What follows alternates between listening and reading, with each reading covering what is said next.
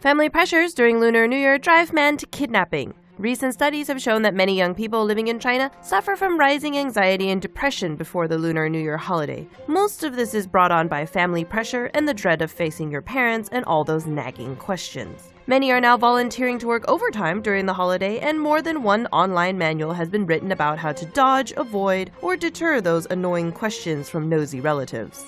The most common one being, "Why aren't you married yet?" But one man in Liaoning really let the pressure get to him. The 32-year-old man, nicknamed A-Liu, decided the month prior to the long holiday that he would kidnap himself a bride. He even prepared a sackcloth bag and 10 feet of rope as a wedding gift for his new bride. 5 days before the start of the New Year holiday, A-Liu accosted a 24-year-old woman on the street. He muffled her screams and dragged her into an empty lot nearby.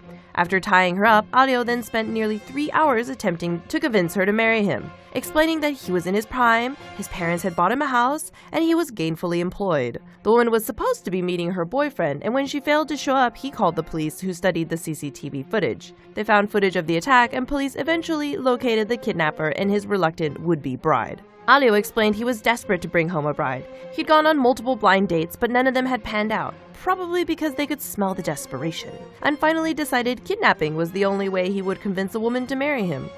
Talk about sweeping a woman off her feet. Your smartest, most insightful comments can win you $100 only at TomoNews.net.